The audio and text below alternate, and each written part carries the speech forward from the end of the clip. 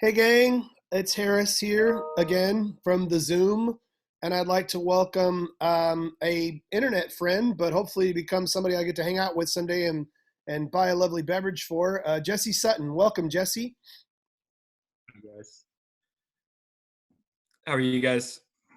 This is for Austin High School. So I'm just going to ask you some questions about your career, but why don't you start by just telling us a little bit about you, where you're from, maybe about your family, pets, kids, whatever, and then talk about what you do. Yeah, just give us kind of a little mini bio and then what Well, you're doing.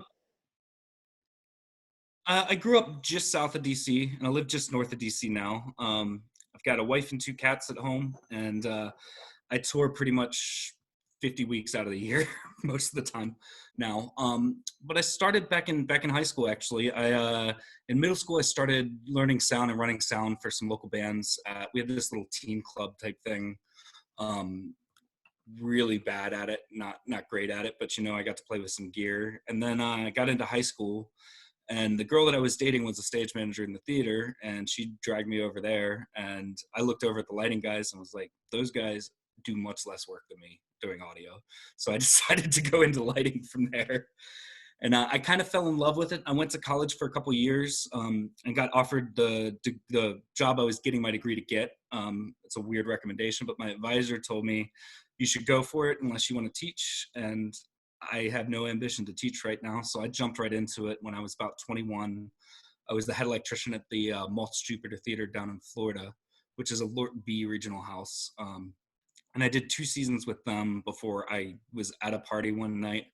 And one of my friends said, "Hey, you're an electrician and we're closed for the season. Can you go on tour tomorrow?" And so I took him up on it, and I've been going touring ever since. This is my 11th year on the road. Um, I believe that I've done 10 full tours and probably worked on 5 or 6 others at this point. I've done every position you can think of, from head electrician, front light, deck, video. I kind of settled into video um, 4 or 5 years ago with Motown when I was out on it, and got asked to do Frozen a couple years ago pre-Broadway, and I did that, but I had no ambition to move to New York, so I turned down the Broadway show. I told them to call me for the tour, and now I'm out on that tour. It's the biggest thing I think I've ever done, and hopefully someday we can show it to you guys down there. But that's kind of the brief where I got where I am. It's the path's different for everybody. You'll notice that I did go to school, but it's not necessary for everybody, if that makes sense. So tell me about the jobs that you just talked about. Lead electric, head electric, deck, t- t- like break those down into what those are so the students understand what you're talking about, because a lot of times you and I know the lingo we're talking about, Right. especially, and even like touring company lingo, bringing a show in and putting it up in a day is foreign to a lot of kids and a lot of people. We typically, it takes us 4 or 5 weeks to build and hang and light, and then we do 2 weekends of a show, then we tear it down and start the next show. But you're doing the same thing over and over again in different places with Right. different specs, like different size. You've got to come in and adapt all that. So just kind of give us a rundown of Well, what let's those let's start from jobs. the beginning of the process. Say somebody wants to put a tour out. It's got electrics in it. The first thing that they're going to do is they're going to call a designer. I've been fortunate to do pretty much all my tours for Natasha Katz, who's one of the best designers out there. That designer has people that they normally work with called production electricians. So the production electrician is going to be the first person hired for the show. The designer's probably going to pick who they want to lay the show out. And the purview of the production electrician is they're going to get the plot from the designer weeks before we even see it, anything like that. They're going to lay out how we tour the show. So they're going to pick what truss we use, how the show comes down into the trucks, comes back out, all the cable runs, all the dimmers, all the gear we're going to need, and they'll turn that into the shops in an order. At that point, the rest of the crew's probably been hired, but we're going to get to the shop about 4 weeks before we load into our first venue. And so we'll show up to the shop day one. We'll meet our production electrician, who's been working on the show for a few weeks now. And my team, there's 3 of us that have been touring together for, this is our 5th or 6th year now. We have a head electrician who his job is moving the show and focusing the show and the artistic integrity of it. So he's in charge of the electrics department, but his purview is more about getting the show focused than anything else. And then we also have a deck electrician, which is what I normally play. The deck electrician is going to basically set up all the dimmers, run all the cabling. The way that we work, my head electrician will put the trusses together while I send him cable. But that's not always how it works. Sometimes the head electrician will send cable out, and we just kind of split it up so that we get the show up efficiently as possible. But as soon as the show gets into the air, the head electrician's off deck. He's not going to be doing anything else but worrying about focusing the show. And then we also have the third position we have is a front light position. Anything downstage of the proscenium. So from the proscenium out into the audience is all our front light person. Her name is Jada Cox on this tour. She's in charge of hanging all those lights. We send her the cable out to circuit them, but she plugs them all in. And then she'll run one of the spotlights and call the other two during the run of the show. That's the standard tour. Pretty much all the tours out there follow that model. Now on Frozen, because we've got so much video, I am strictly just video on that show. I don't do any of the deck electrician, except for the run of the show. I run the deck electrician track. So that's an anomaly though. We normally only tour with 3 electricians per department. And so the work kind of splits up. Like I said, the head electrician's gonna be focused on the artistic part. As he's doing that, we get the show up, the main part up, and then we start working on practicals, atmospherics, that kind of stuff, and in hopes that we're ready to go by 5 p.m. on Tuesday night to take a dinner break and then do our first show in the city. That's kind of a streamline of how it works.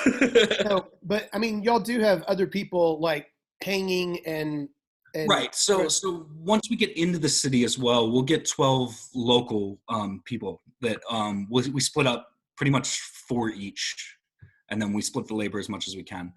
But those are people that I mean, some of us have worked with some of them before. You remember some locals because I'm getting to 4 or 5 times playing most venues. But most of the time, these are people we haven't met before. We don't know how they work well together, and they're our manpower to get the show up. So some cities are better than others. You find that, Chicago, the big cities like that, there are full-time stage technicians there.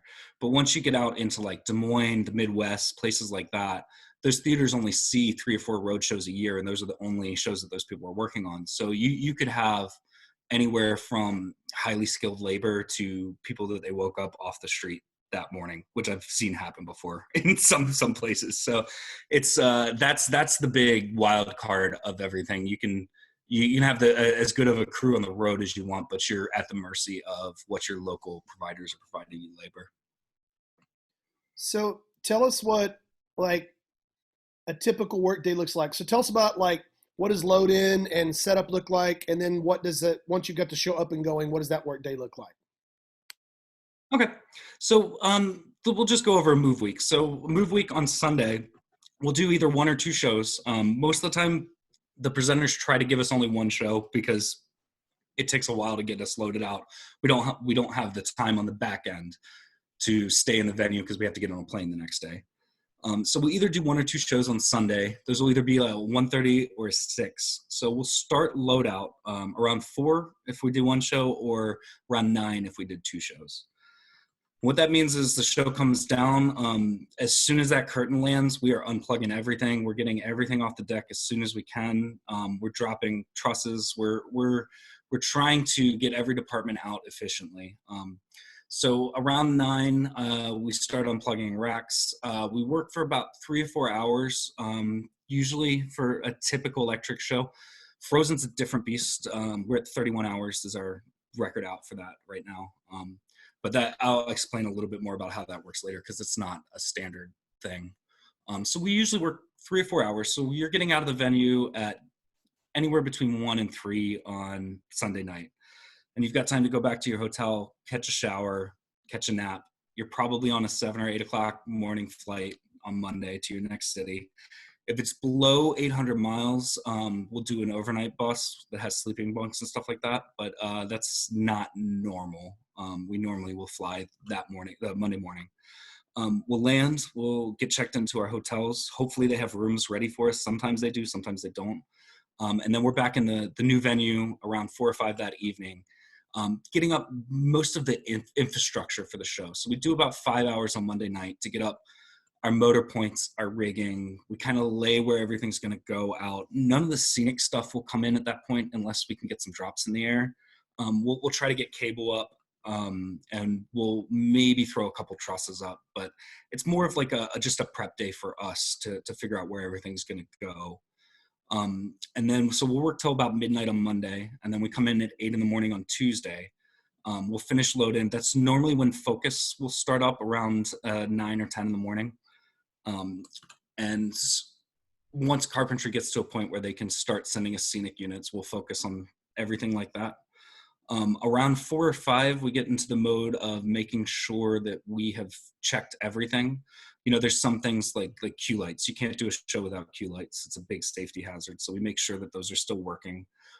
We make sure that all the practicals are still working. We do a full check out of the rig just to make sure all that's still working. Sometimes we find issues and we have to fix them. Most of the time that'll all check out. We'll get about a 2-hour dinner break. We'll come in, we'll preset for the show that night, and we'll do the show. And now keep in mind that first night in any city, none of the local crew knows the show. So we're teaching the show to new carpenters, new electricians. It's mainly the big thing is wardrobe and wigs, all their quick changes. A lot of times they'll have some time to rehearse the big ones sometime during the day, but that show is when all those changes happen. So that opening night, all of us have to be on our toes because you never know if a wig's going to get thrown at you or you're going to find a pair of shoes where they shouldn't be and things like that. So we kind of watch each other's backs for that opening night. And then once we get the show open, sometimes we'll have some rehearsals. We do a 4-hour work call every week just to keep the show. I'll clean my racks out. We'll clean everything up. Anything that's we kind of put a Band-Aid on during load-in, which happens a lot, we'll fix that for real. But aside from that, we do 8 shows in the week. So we'll do a show every evening during the week and then 4 shows on the weekend, a matinee on Saturday, Sunday, and then a night show both days. And then we'll have Mondays off unless we're moving the show. So we do get a fair amount of time during the days off in cities when we're not moving the show around. But it's at a time of day where there's not a lot that you can actually explore, if that makes sense. Our days off are Mondays, so people don't make art on Mondays. All the museums are usually closed everywhere we go. And so we do get some free time, but it's not always spent in the ways people think it is. So, when you talk about like the 4-hour rehearsal, I have a question for you. Where are you stationed during the show? Are you on one of the wings? During the show, during Frozen, I run the stage left deck electrics track. Normally the video person, the deck person will run one of the electrics deck tracks. And then I'll also go up and I'll run spots one day of the week so that our front light person doesn't have to do 8 shows up there because that takes a toll on your shoulder. So are the videos cued in with the light cues? Yeah, the lighting controls everything, and actually Frozen audio, our drummer triggers a lot of our video cues through time code, just because he's right on with the beat and it's there every time. But I am not physically running anything video related during the show, but if there is an issue, there's somebody else that'll cover what I'm doing during the show for me to fix that. Okay, so let's talk about video. We had actually a friend of mine is a projection specialist out of Dallas named Cameron Ware, and he does architectural projection with projectors. So Right. Are you guys using projectors or LED walls or both? We've got a mix of everything. I've got 5 projectors that do the floor and the front projection on the scenery and some of the drops. And then all of our portals and a few scenic elements are backed in LED video wall tiles. They're it's flocked on the front, so it doesn't look like it has anything behind it. But then when you light it up from the back, we can put high-res video behind it, basically, and we use that as to freeze all of everything. And then we've got I think it's a 30 tall by 40 wide video wall upstage. That's kind of our psych that we use for anything we want. But I've got 75 million pixels of LED and then 5 projectors total. So do you mask around actors, or does the projector sometimes hit them, things like that? We don't track any actors. There are some masking that we use within the media server, but it's mainly just shutter cutting off of the height of actors. The floor projection is all straight down, so you don't need to mask too much off that. And it's so on Frozen, it's so unspecific. Like we're not actually physically mapping anything. We're just putting ice on it. So it's less of a deal on this show. On Motown, we did a little bit of masking for actors, but that was just with the video backing. And I think that was actually just left over from Broadway when they used projections instead of video walls. So in other words, maybe the projections on this one particular are more texture than they are necessarily. Yeah, exactly. We're using them to texture things. We're using them to, I mean, the castle gates, we put ice on. One of the windows, we put some Aurora Borealis type stuff on. And it's mainly just supplemental. And then all of the video tiles, I would say, are the scenic part of the show. They're the reason that we can go from Arendelle into the mountain scenes without actually pulling Arendelle out. So That's pretty cool. So, yeah, I've seen the Let It Go where she changes dresses and like is it a big bridge, right? That she's going over, she's climbing up, and then all of a sudden all this stuff swirls. It's amazing what I've seen. The Broadway show, because they can penetrate the deck there. So they get away with a bare stage for Let It Go. For us, some of the stuff with that, we had to have a physical platform for her to go on, because believe it or not, and I'm not supposed to say this, but we have a carpenter in there that's on a oxygen tank, like a scuba tank, because of all the low fog that pulls the dress from her. And on top of that, we've got that unit's got 2 foggers in it that we custom made these. They're aluminum heat sinks about this big, that we have a cooler that goes to -80 degrees that we cool them in, and we drop them into the fog machine so we don't have to run CO2 in that, so that he can breathe while he's in there. There you go, kids. That is just And when we first started tech for that whole platform had what we call a turtle in it, which is basically a big gear that allows the thing to rotate. We can automate it and it can rotate. So it started rotating as it came down and it looked really cool, but we only have 32 seconds to make the scene change there. So that element had to knife into the deck 4 times to make the turn, which is basically in our automation system, we have what's called a dog and a knife. So there's a cable running in a track underneath the deck that comes to a little metal piece that's got a slot in it. We call that the dog. And that runs back and forth in the tracks. And then we have a knife that drops through a pocket in the scenic element down into that little slot that they have, so that it's knifed in there. It has its own wheels. That dog then moves the scenic piece back and forth. And just because of the intricacy of what we had to do with the turtle, we had to put 4 knives into that unit and get them lined up. And the unit was 3 pieces that had to come together, and we just couldn't make the change in time. So they sent it back to the shop over a weekend and took the turtle out, and now it doesn't spin. That's crazy. So basically, you guys are making changes as the show goes on. Like, it's not like Broadway where they make the change and then it can be like it's just standard every week. You know, boom, boom, boom. It doesn't change. Right. The house is there. And not only that, you guys tell us how you adapt to a smaller room or a bigger room or a deeper, like just the amount of, yeah. So in my early days of touring in the like Boston Trust Market, if we couldn't fit some things into a show on a one-nighter, and if we couldn't fit some of the show into the venue, you know, it just stayed on the truck. Nobody cared. That's what that touring is. Now once you're with Disney needs all of the show in there every time, because it's their product, it's their they're living up to a good production value. So we have to get creative in ways that when Frozen went to the St. James in New York, they knocked the back wall out to fit the video wall in about 3 or 4 feet. They notched it out into the theater behind it. They almost had to rent the theater behind it for the run to do scenic change or to do costume changes on. And then there's a couple, each venue has its own weird quirks, and we've toured through most of them enough now that we kind of know where stuff needs to go. But, sometimes my video racks will end up on a jump somewhere that we can maybe barely reach cable to.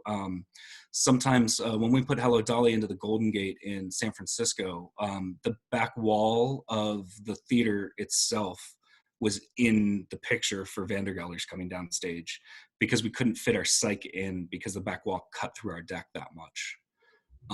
So it's kind of a give and take. And we also had to run the train backwards there because we didn't have enough space on stage left to run it on stage. So the train backed into the station and then pulled off stage right.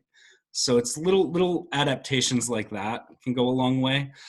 Those fall mainly into our head carpenter and our stage management team will figure out what artistically makes sense to do to solve things.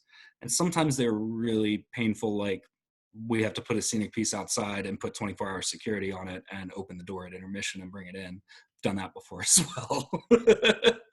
So what I'm hearing you say is that problem solving in teams are very important in the touring Yes. Broadway shows. Well, and you hit the nail on the head there. It's not just problem solving, it's problem solving as a team, because anything I do affects carpentry, anything they do affects me.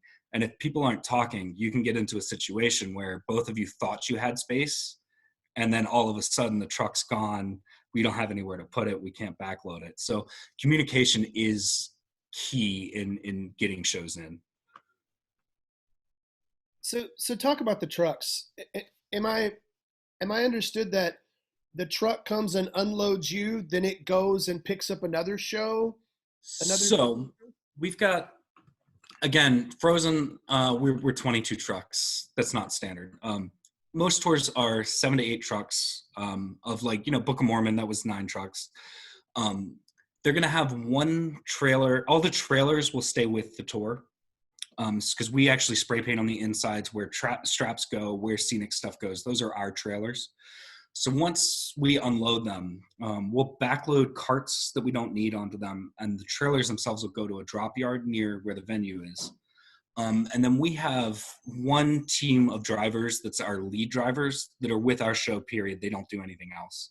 The other drivers that move the show, depending on how long the move is, because, I've done a move from Fort Worth to Dallas before. They'll get 2 drivers to do that, and they'll just hop back and forth. If we're going across the country, we need 22 tractors. So those people, Clark Transportation is who does our transportation, and they've got drivers that live all over the country that they can call up and say, I need you to move this show from Dallas to Oklahoma City, and then you're going to go over here and do that.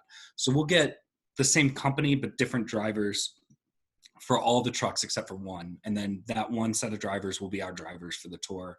They'll be our leads. They'll be with us every move. And they'll plan, when we're in Chicago, we have to buy a street for a day or two because we can't get into the venue there without that area. So they'll take care of all the permits for that. They'll take care of parking. They'll make sure that everything's ready for the trucks to come in, just so our head carpenter doesn't have to worry about any of that. But it's not like loading into like the American Airlines Center where there's plenty of space for your trucks to be, and right.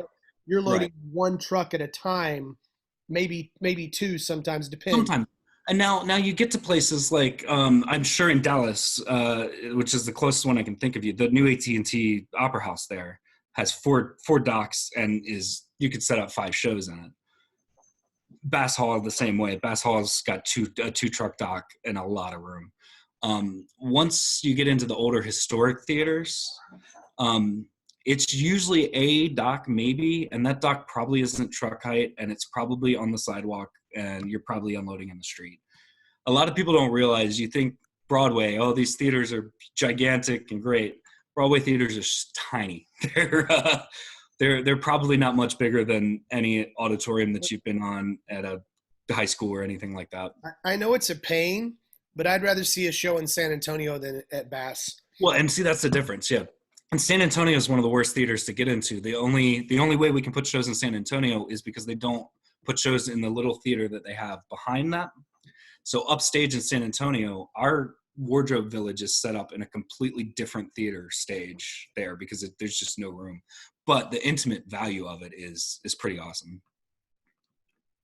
All right. So tell us, what is your favorite thing about your job and what is your least favorite thing about your job? Well, let's start with least favorite. It sounds like an awesome job. It is a lot of work, and it's a lot of, I guess you could probably relate now. It's a lot of spending a lot of time in hotel rooms by yourself. Like um, you you become family with everybody that's out there, but you get to a point where you're spending all your time every day with the same 12 people. If you want to get away from them, you're on your own. So you can either socially interact with people or you can be on your own. And that's kind of a tough balance. Like you don't get people that are outside your normal bubble to talk to very often. And that's kind of hard to navigate for a lot of people.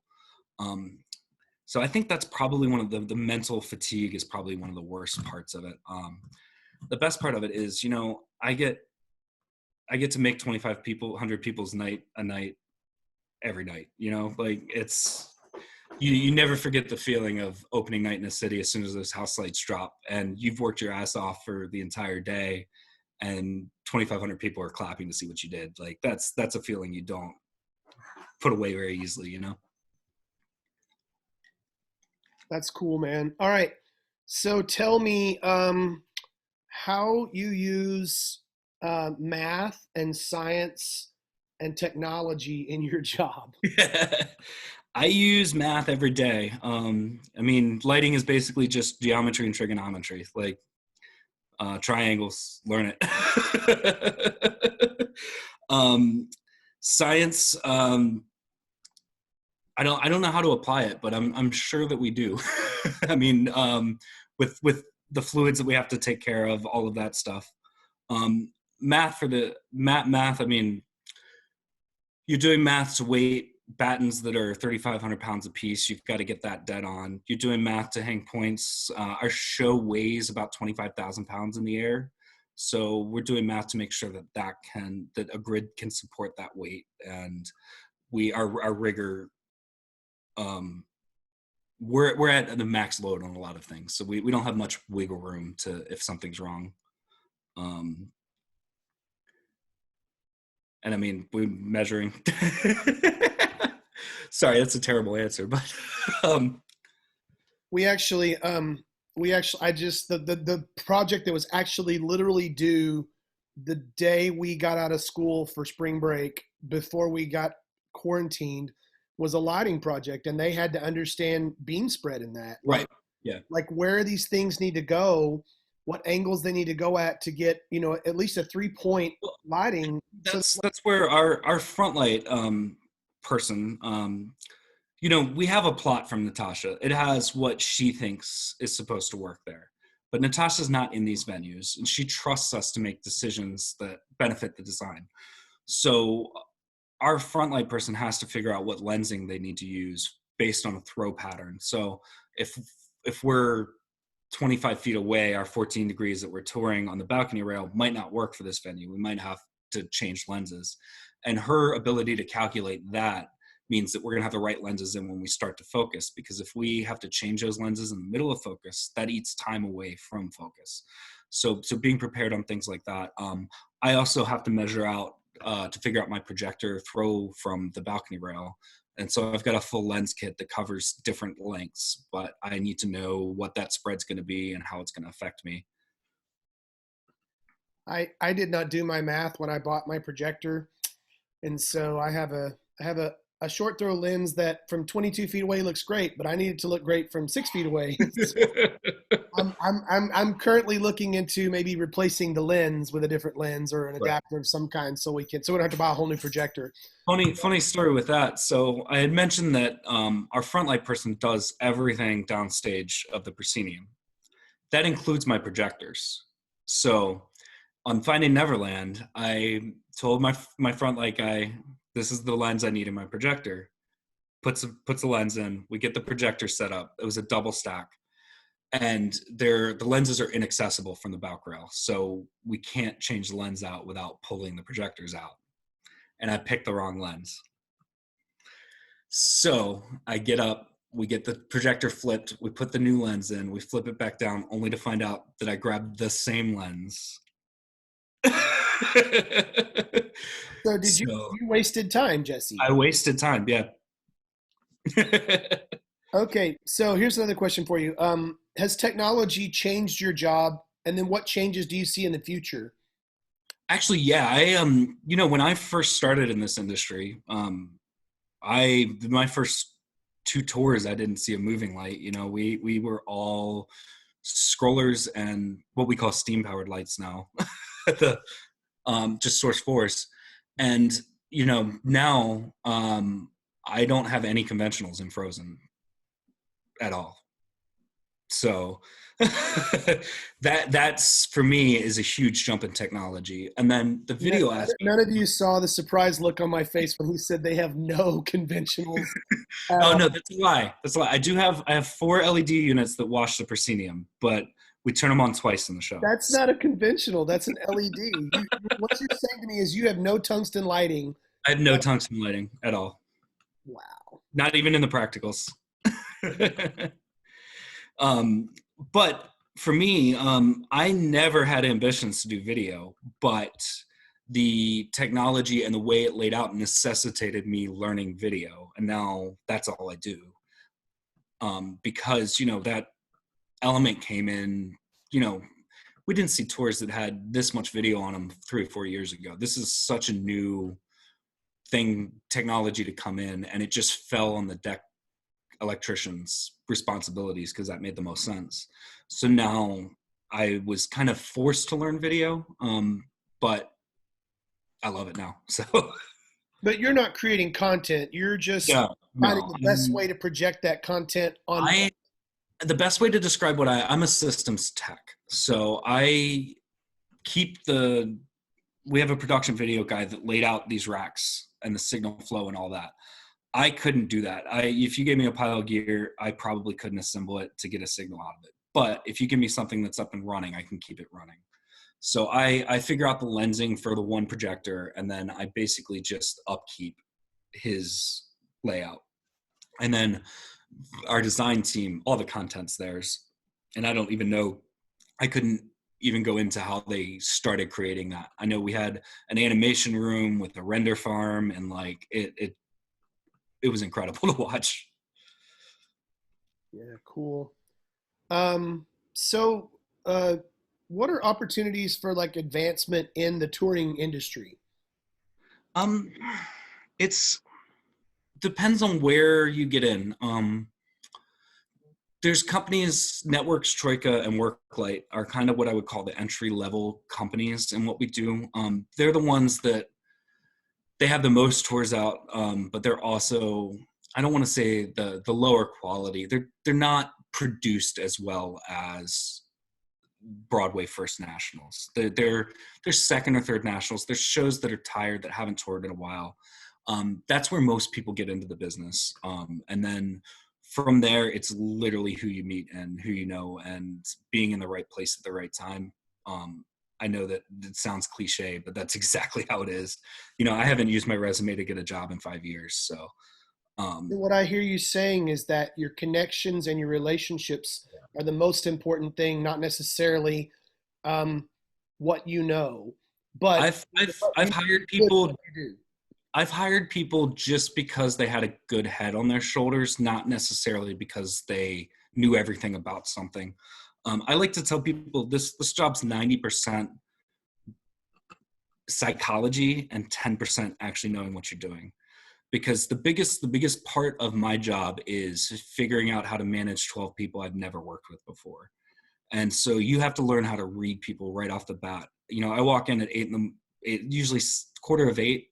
I'm looking at everybody. If I see a crescent wrench on somebody, I know they're probably an electrician. I'm watching who is the first one to go to the truck when they call for work, who kind of scurries off the stage. So I know who my people that I can trust are and who's going to work well together. You look at who naturally pairs off when you go places, I can send those people away. So it's more about being a good, I don't know how to describe it. It's less about what you know and more about how you work. So the eternal question: lighting wrench, cross or crescent wrench? I don't know. That's whatever you can do, whatever you can work fastly and efficiently. I find myself, I hate those ratcheting tools, that everybody wants, because they're great if you're working with brand new lights. But as soon as everything gets off just a little bit, you want that crescent wrench to be opening up so that you can get around dings and stuff like that. But that's me saying I haven't focused a light. I can't even remember. So, what kind of part-time jobs, internships, or co-curricular activities, extracurricular activities would you suggest students who want to go into lighting or touring should do? um, call your local lighting shop. Go sweep the floor. Find a way to just be around. I even at this point, I'll message people that I see doing cool things on Instagram and stuff like that, and say, "Hey, can I just come look over your shoulder while you're programming?" And 9 times out of 10, those people will love it. It's fine. Um, yeah, I make sure that you don't make anybody mad because that will stay with you longer than anything else. We have two major lighting houses here in town. We have Olden Lighting, which is Stage Spot as well, and then we have High End Systems is here. Right. Yeah. And I'm actually good friends with Kevin Ritchie, who owns Stage Spot. oh, cool. Kevin actually did a lesson for Oh, nice. yeah, for us at our last in service. Of Nice. course, it was for like really beginning levels, so I was like, I know how to do it, but it was fun. I'm good friends with Joe Howler, who is the main rep for High End Systems. So Right. I'm like, Yeah. Yeah. And I mean Joe's that going to come out and demo. We're going to go to the showroom, So I mean, you never know when you're going to be in the right place at the right time. Like I said, I've most of the time when a job comes up, it's going to be me and my buddy standing middle of the stage, and he's going to say, "Oh, hey, I got a text message. You know anybody who could be a carpenter on this tour?" And the last person in my mind that treated me like that was good on load end is going to be who I recommend. And we've brought people that have just worked for me locally. I've hired right off the bat. So it's really grease every wheel you can. And once you get a job, don't burn any bridges at all, ever. There's companies out there that'll make you so mad that you'll want to, but like networks, I hated working for networks, and I thought I'd never work for them again. And I did the tour for them last year just out of my designer wanted me to. So so you specifically work for Natasha, your designer. Like she likes I you. I work for Randy Zabak, who's the production electrician. He works for Natasha. It just works out that she hires him a lot and he hires us a lot for her shows. It's like I have a friend who was the lead camera on Picket Fences, the old TV show, and he would get hired every time that guy, the production, whoever the producer was of that show, put on a new show. He hired him to come out and do cameras, Yeah. and so like that was his work. Like, Well, I mean, the designers want somebody that's going to take their design seriously and is going to upkeep it and is going to do a good job with it. So if once you impress them, I would say the front light person on a tour is probably the most designer picked person because they have the most control over the artistic design of the show when you're looking at it. But oddly enough, that's also one of the starting positions. That's probably the first position you'll get hired for on a tour is front light. that's really crazy. Well, man, I thank you so much for Oh taking yeah, no problem. time. And I'll stop the recording here. But hey, kids, Jesse Sutten, Broadway touring guy, and man, so thankful to have you on Yeah, today. no problem. Hopefully we can get Frozen out to Austin. And when we do, we'll get you guys over there. Yeah, man, would love to come see it. So I'm gonna stop the recording and then I'll talk to you a little further. Okay.